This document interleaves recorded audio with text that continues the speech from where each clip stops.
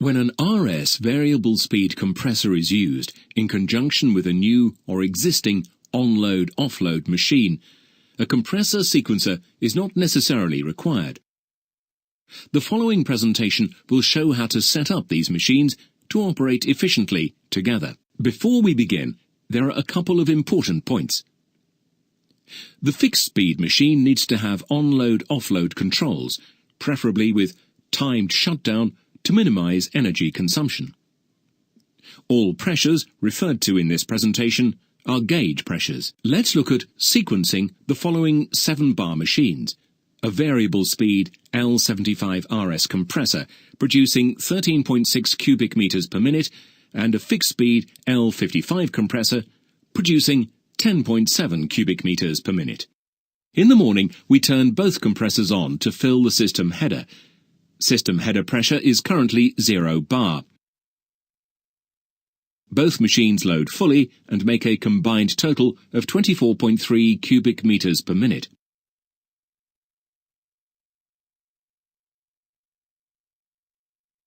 While there's currently no air demand, the system's header pressure continually rises.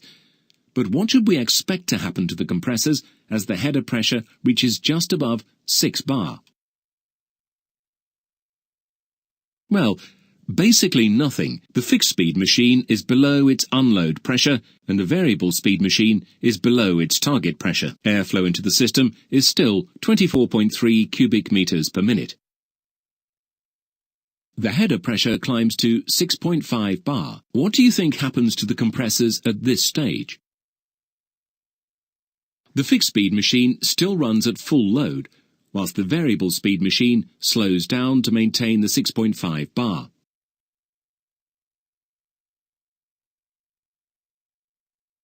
Because there's still no air demand, the fixed-speed machine is running fully loaded. The pressure continues to rise. The variable-speed machine wants to control at 6.5 bar, so it idles back to its minimum speed.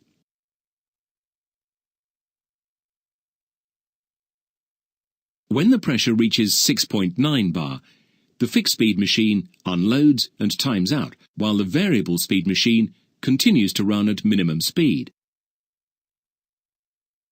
When the pressure reaches 7 bar, the variable-speed machine enters into a blowdown cycle and 20 seconds later shuts down.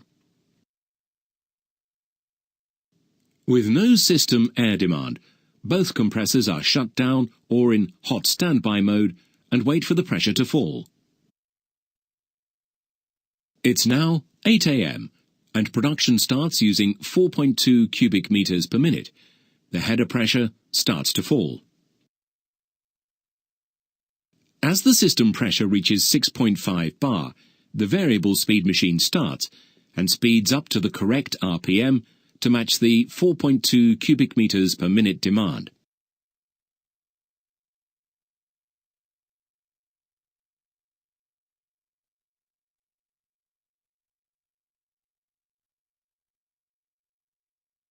As long as the plant air demand stays at or below 13.6 cubic meters per minute, the variable speed machine matches the air demand, keeping the header pressure constant to within plus 0.07 bar of the target.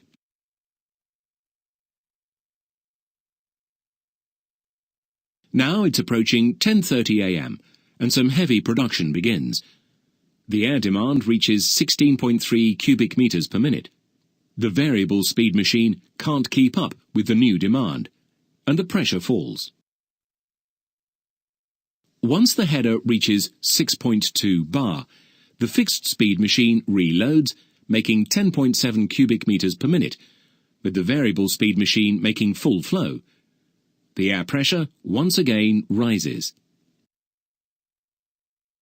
As the header pressure approaches 6.5 bar, the variable-speed machine slows down, again matching the flow to stabilize 6.5 bar.